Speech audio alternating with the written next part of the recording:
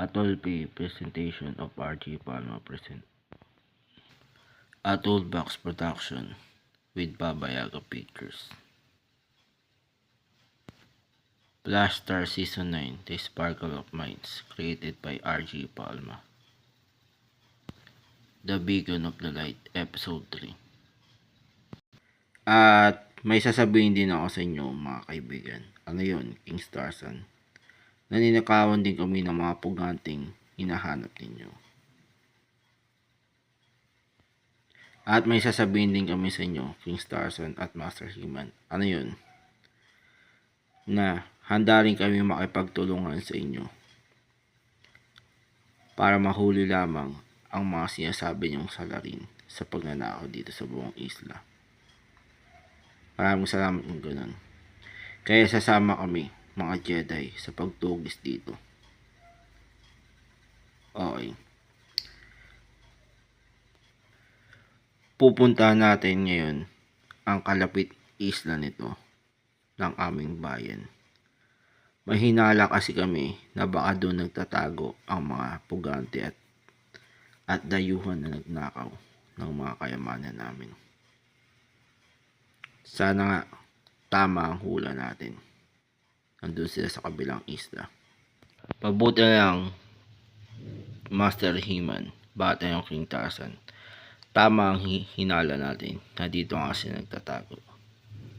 Tama ka. Anong gagawin natin sa kanila? Di ano pa, kagad nating aatakihin sila. Kayo ba ang mga tauhan na Vector at Milo?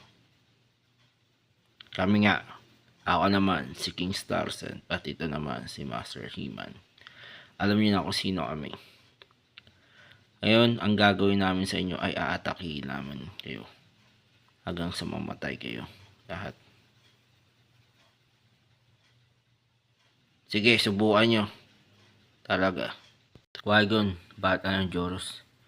Ikulong natin sa pamamagitan ng Force Shield sila Senator, Vector, at Headmaster Milo. Okay, sige, gawin natin. Sige, subukan nyo yan. Kundi, masasaktan talaga kayo sa amin dahil paputukan namin kayo. Di paputukan mo, wala naman kayong magagawa sa Force Shield na to. Pag kinulong na namin kayo dito. Master Diaz, bata ng Master Duo. Handa ka na ba? Oo, handa na ako. Tara, sabay natin silang huliin na dalawa.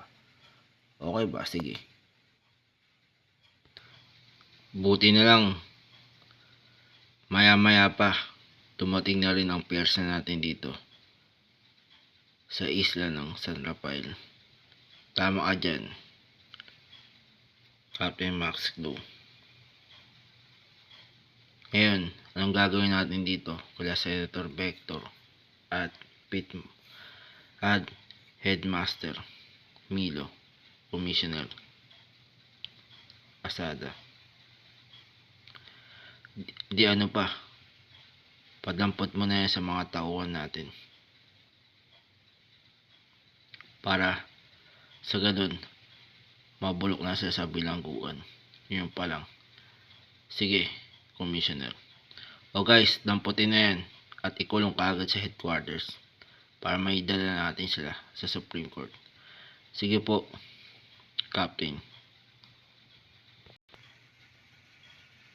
Salamat, King Starson. Bat na yun, Master He-Man. Dahil nabawi nating dalawa ang mga ninakaw na kayamanan.